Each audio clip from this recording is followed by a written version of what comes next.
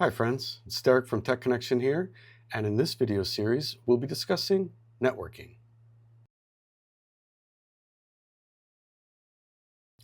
For this series of videos, I don't presume that you have any existing knowledge about networking. I'm going to start with some basic concepts, such as how things pass messages between each other and what the purposes of the devices are, and then I'm going to get into more advanced topics, such as routing, VLANs, network address translation, and VPNs.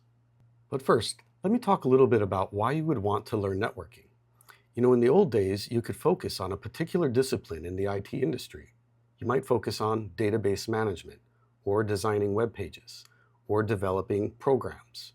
However, nowadays, almost every single activity you do with your computer requires at least some network access, and having network knowledge will go a long way towards opening up options and avenues as you solve problems at work or at your house. I'd like to show you a diagram now of a fairly common home network. The elements shown in this diagram are all very common network devices. There's a wireless access point, there's a switch, there's a router, and there's a modem, along with a couple of laptops, some phones, and a tablet. Let's focus for just a moment on the switch. The switch is one of the first devices that many people learn about. Most of us understand that everything plugged into the switch is able to communicate with each other. Let's go over how this works specifically. All of the ports on a switch are called Ethernet ports. This is an Ethernet cord. There should be a matching port on any wired computer in your home. So if you have a computer tower, or a Mac Mini, or an iMac, there's usually an Ethernet port matching the shape and size of the switch port on your computer. Connecting the Ethernet cord to the switch allows all of the devices here on this switch together to pass messages back and forth. When you're using a switch, your network is as big as the number of ports that are available on the switch. However, switches have a nice feature in which they can be chained together. So you can take an Ethernet cord and go from one switch port to another switch port, and then they will act as one single network. So if you take an 8-port switch and connect it to another 8-port switch, you will end up with a total of 14 ports available, giving you a 14-computer-sized network. If you are working at a small business and you've suddenly expanded, maybe you need another 8 or 9 computers added to your network. All you have to do is buy a second switch, use the RJ45 to connect them to each other, and then connect all the new computers to that second switch. You could then do it with a third switch if you needed to make it even bigger. It doesn't matter in the beginning where a switch plugs in to another switch. However, there are some scenarios as you get more advanced where you don't want to just pick any old port. You might want to plan this out a little better. If you're working in someone else's network, you have to take great care to make sure that the ports are available for connecting one switch to another switch. I'll get into this more in another video. Any device plugged into the switch can communicate with any other single device, a group of devices, or every single device connected to every single switch port, depending on what sort of software you're running. If you just want to pass a file to another computer, the switch will pass your information from one computer to the next. If these 4 computers are playing a game together, the switch will trade information about the game between just these 4 computers. Or if one of your computers is presenting a broadcast, the switch will forward all of the video frames to every single computer on the network so that they can tune in. I'll get into great detail on how switches perform these tasks in a future video. For now, let's move on to the next device. This icon here on the diagram represents a wireless access point. Wireless access points have many features in common with the switch. They provide a very similar service of passing messages back and forth wirelessly between laptops, phones, and tablets, and it can connect to the switch and forward messages to your wired computers. To help you recognize a wireless access point when you see one, or a WAP as they're often labeled, I've included several examples that you can draw on. The most common form factor is that of a dome. However, it is also common to see radio antennas jutting out from the device itself. Wireless access points can be integrated into another device on your network, such as your router or firewall, or they may be placed in the ceiling and distributed for broad wireless access, or they are sometimes placed on shelves or other convenient locations. Most wireless access points have an effective range of approximately 75 feet, with the device itself in the center of that radius. In order to join your network, a laptop, tablet, or phone needs to know the name of your network and a password. Once they have joined the network, devices will behave as if they are connected to a switch, passing information between each other with no issues. There are some slight differences between a switch and a wireless access point when it comes to passing messages. For one, you can't stop the broadcast effect. Information transmitted by the wireless access point goes in all directions and is received by all wireless computers. Compare this against a switch, where only the relevant computers in a networking conversation are communicating with each other. A switch does not send unnecessary information through unused ports or ports that contain computers that aren't part of the conversation. For instance, if I'm playing a game with these 4 computers, only these 4 ports exchange information. The other ports that are not part of the game are not receiving any messages. However, if I had 4 wireless computers attached to a wireless access point and I was playing a game with them, all of the computers attached to that wireless access point would receive the messages, whether they were involved in the game or not. This broadcast effect has security implications that I will talk about in a future video. It also has some implications on bandwidth. The AP has to sort out signals that were not meant for it that come from the switch, and the devices themselves must filter out or decide what to do with messages that they receive that may or may not be intended for them. The radio signals used by the wireless access point also have a tendency to be reflected or absorbed by the materials in your environment. Sometimes your devices will need to sort out messages that they have already seen that have been reflected from another wall. Dealing with all of this noise can reduce the effective throughput or amount of information or number of messages that your devices are able to send and receive. The wired network is usually quite a bit more consistent in speed and have a higher theoretical bandwidth limit. In terms of expanding a network, wireless access points have several advantages over a wired network that make them extremely popular. Running wires within your walls can be a costly endeavor. Also, once placed, they cannot be moved. When you're using the wireless service, you're able to place your devices anywhere you would like within your home or business. If you need to increase the size of your wireless network, you can buy additional wireless access points and distribute them throughout your property to increase the coverage zone or the size of your overall network. This is a fairly inexpensive procedure when you're using wireless access points. If you were using a wired solution, it would be a costly procedure to add wires throughout your property. Due to its overall simplicity, ease of use, and ease of expansion, and affordability, many homes and small businesses operate almost exclusively using wireless networking. Now let's move our discussion over to this device here, which is our router.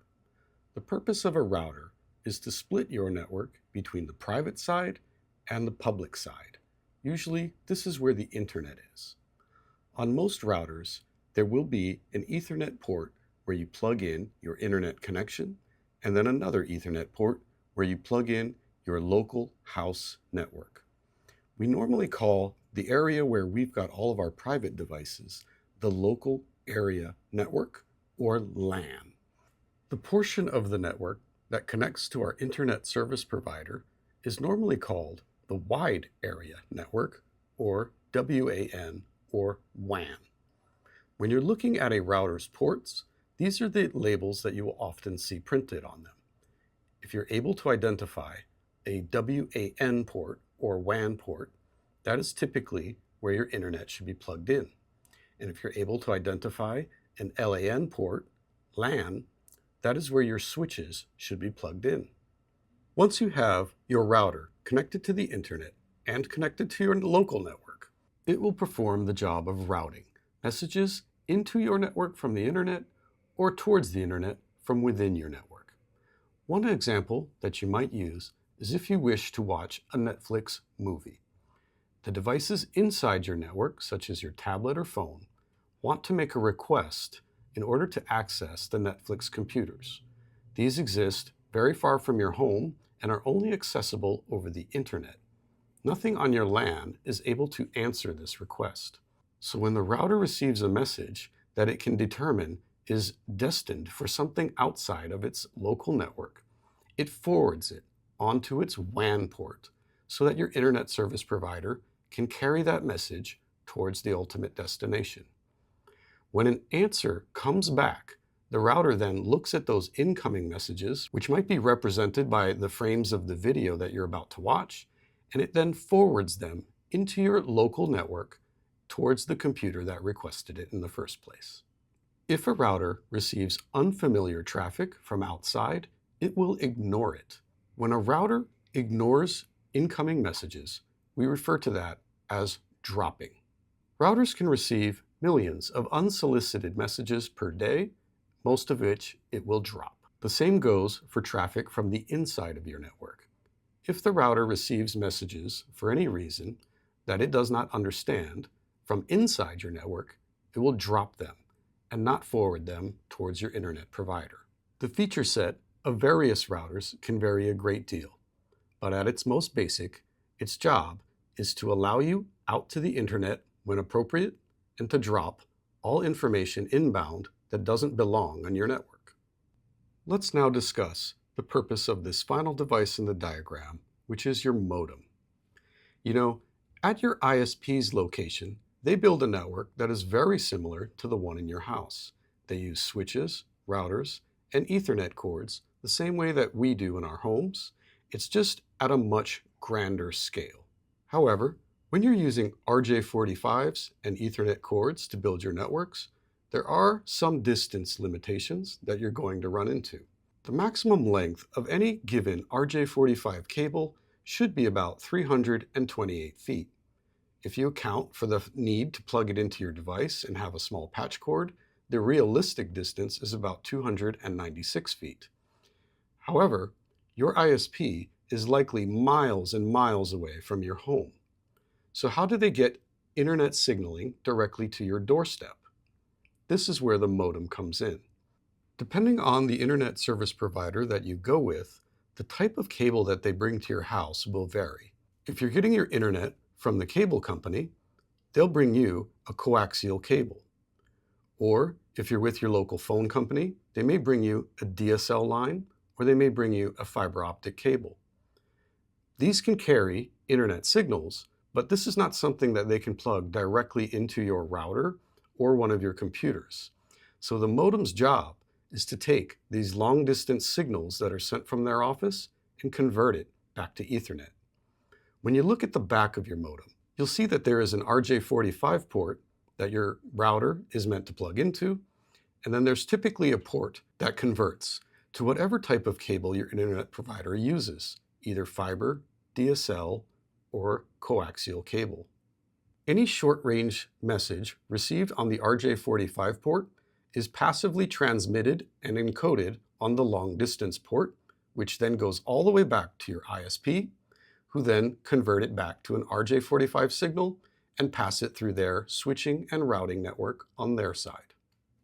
Now that I've discussed all of these devices on the diagram, let's consider for a moment, could a single device perform all of these functions? And the answer is yes. Let's imagine if we took everything in our diagram and we squished it into a single device, such as this one. It would be a modem, a wireless access point, a router, and a switch all in one. This is the type of device you typically find for sale in your local electronics store that's meant to go in your house. Other times, you'll be provided a device like this from your internet service provider. It can meld all of these functions into one single box that you set on your countertop. We call a device like this a multi-purpose device. However, most home users know it simply as their router or their modem. Many people who are learning networking for the first time have only ever experienced this one multi-purpose device in their house, and they don't have a good grasp of all the individual functions that the multi-purpose device is providing. I hope that my explanation here today has helped you understand the individual components that make up a network. In future chapters, I'll discuss switching, IP addresses, VPNs, and other topics in great detail. Let's go ahead and recap everything that we talked about here today. Your switch is a device that connects all your wired computers together and allows them to exchange messages. Your wireless access point allows all of your wireless devices like phones, tablets, and laptops to exchange messages as well. If you connect the wireless access point to your switch, you can exchange messages between wired and wireless computers. Your router's job is to let information out to the internet and to retrieve information from the internet and let it back into your network.